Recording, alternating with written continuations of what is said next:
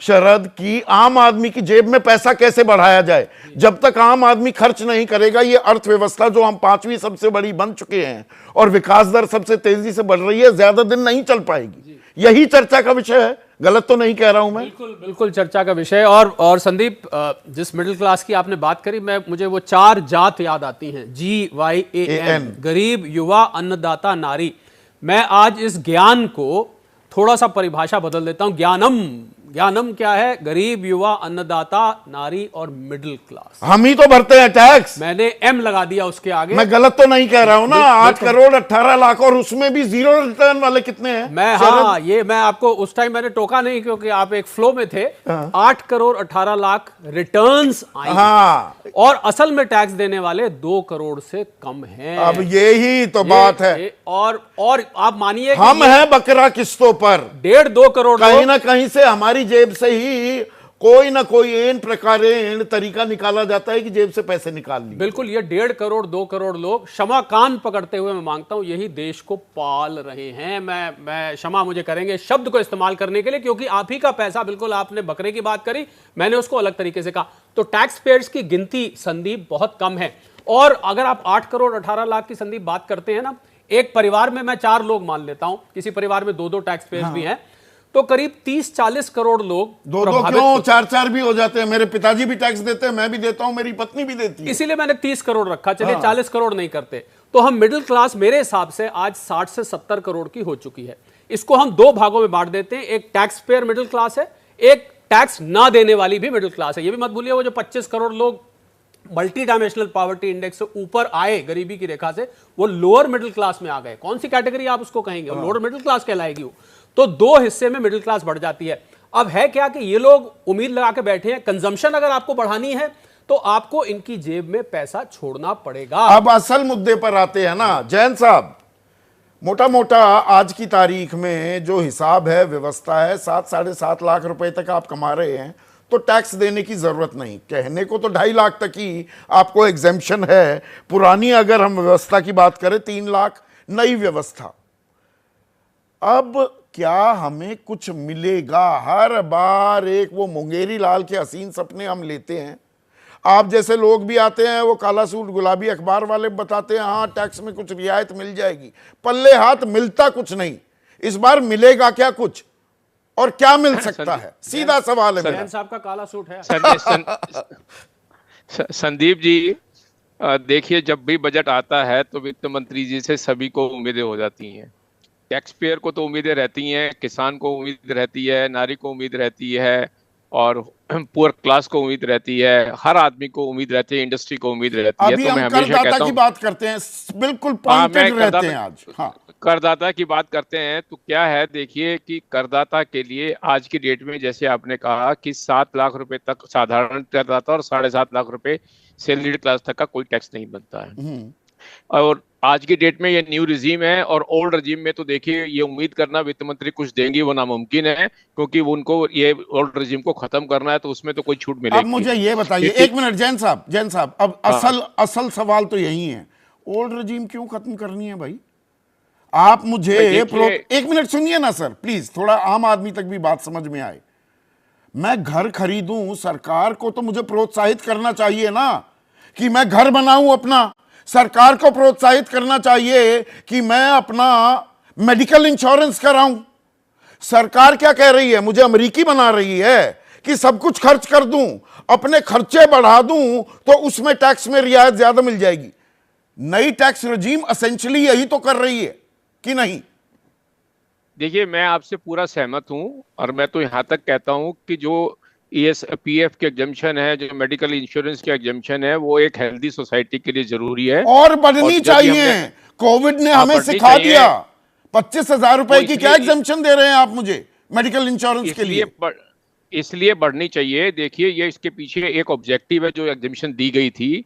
ये ऑब्जेक्टिव है कि जब एक साधारण टैक्स पेयर टैक्स देता है तो वो ये उम्मीद करता है कि सरकार उसका मुसीबत में ध्यान रखेगी, रिटायरमेंट में उसको कुछ न कुछ वापस देगी। तो उसी बात को ध्यान में रखते हुए ये इनकम टैक्स में स्कीम थी कि आप एटीसी में लॉन्ग टर्म सेविंग कर लीजिए, तो आपको रिटायरमेंट में जो पैसे मिलेंगे वो टैक्स फ्री होंगे, अभी ये टैक्स छूट मिलेगी। आपको बीमारी होती है, सरकार सभी को फ्री इलाज नहीं करा सकती, तो अब आप मेडिकल इंश्योरेंस करा लीजिए, हम टैक्स में छूट देते हैं, वो आपको मिलेगी। सरकार सभी को मकान नहीं दे सकती, आप मकान बना लीजिए, हम आप जो इंटरेस्ट देंगे, ब्याज देंगे, उस पर छूट देगी। अब किसी भी कारणों से 3 साल पहले वित्त मंत्री श्री निर्मला जी ने अपना मन बना लिया कि नहीं साहब, ये टैक्स नहीं, ये मन क्यों बनाया? करनी चाहिए। Aren't we a welfare state? सरकार की जिम्मेदारी भी है, जवाबदेही भी है। हमें सुरक्षा कवच देने की जिम्मेदारी है सरकार की, या सारे कवच हटाने की जिम्मेदारी है?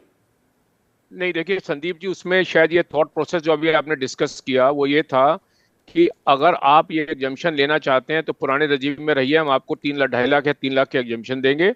आप नए रजीम में रहते हैं, हम आपको छूट दे रहे हैं, 7 लाख रुपए के अंदर आप ये एग्जम्पशन नहीं ली, आप करेंगे मतलब तो अच्छा, मैं खर्चा करूं मेडिकल इंश्योरेंस तो पैसे बचेंगे, करो तो अच्छा, नहीं और नहीं आप एटीसी में सेविंग कर सकते हैं, मेडिकल इंश्योरेंस ले सकते हैं, हाउसिंग लोन ले रहे हैं। उन्होंने कहा हमने ये 3 से 7 लाख के बीच में आपको 4 लाख की छूट दे दी है, आप करें तो अच्छा, नहीं करें तो अच्छा, आपको हम टैक्स नहीं देंगे। इससे तो काम उससे चलता है क्या? एक होगा, मिनट लोगों जैन को साहब, मनीष भाई, इससे काम चलता है आम आदमी का? 3 से 7 लाख के बीच में छूट दे दी, बड़ा एहसान कर रहे हैं, हर चीज में तो मुझसे टैक्स ले रहे हैं। कुल मिलाकर देखा जाए, एक आम आदमी, खास मिडिल क्लास, वो 30% टैक्स नहीं दे रहा है। जीएसटी बाकी सब चीजें अगर मैं मिला दूं तो 56 से 58% टैक्स दे रहा हूं मैं। गलत तो नहीं है ये आंकड़ा भी?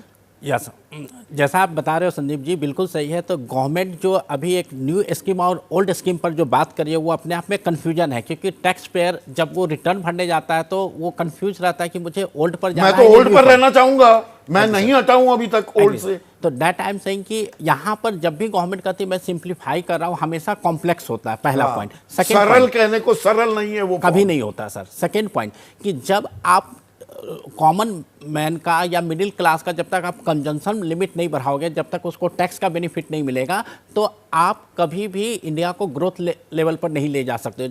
अभी हमने कुछ दिनों में देखा एफएमसीजी और बहुत सारे ऐसे कंपनी है या जो लग्जरी गुड्स कहते हैं जहां पर, वहां पर जीएसटी की डिटेलिंग नहीं दी इस बार, जीएसटी का डिटेल नहीं आया। तो ये सब दर्शा रहा है कि कहीं ना कहीं आपका ग्रोथ रुका हुआ है। तो अब इसको और सरलीकरण कर देते हैं, क्योंकि 3 एक्सपर्ट्स हैं आप।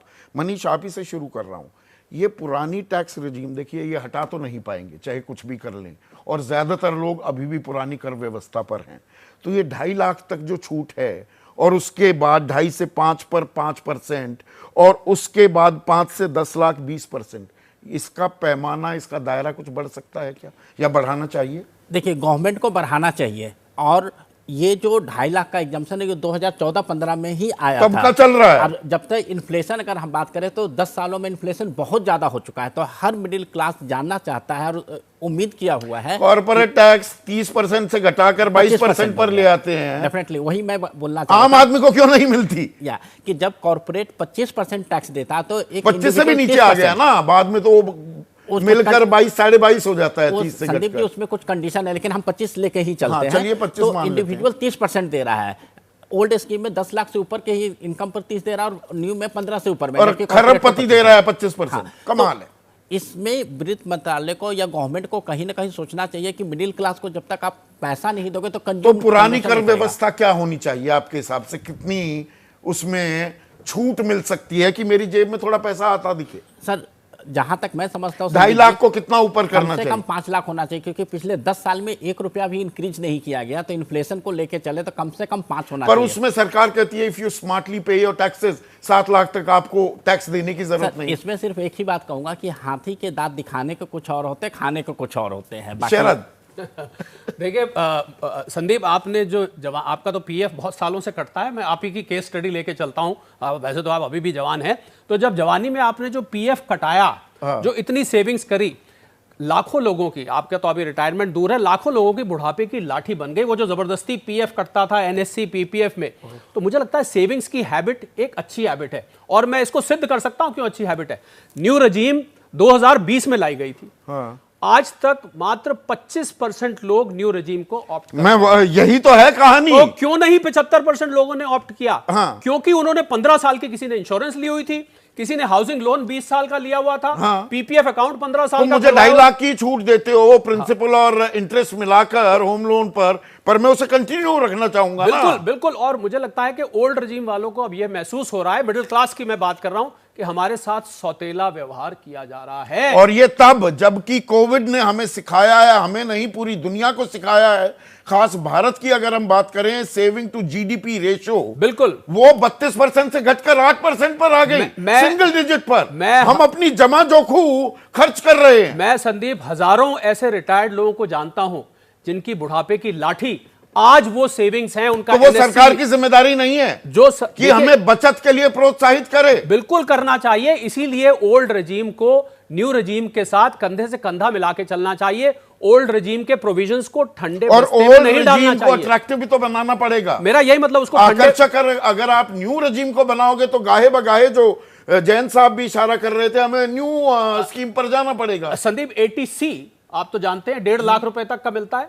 कितने साल उसको 1.5 लाख पे रुके हुए हो गए, ऐसा लगता है कि फ्रिज में जाके जम गई है। और इतनी भीड़ भाड़ है उस सेक्शन में, आपकी सारी। जैसे ही घड़ी का काटा दोपहर 2:30 पे आए, बबीता जी का दिल सास बहू साजिश के लिए मचल जाए। और ये है इनकी बहू, पूरे दिन ऑफिस की टेंशन हो जाए गॉन जब ये करें अपना फेवरेट शो फ्री टाइम पे ऑन। इनकी तरह आप भी देखिए अपना फेवरेट शो अपने टाइम पर और डाउनलोड कीजिए एबीपी लाइव ऐप अपने स्मार्ट टीवी पर।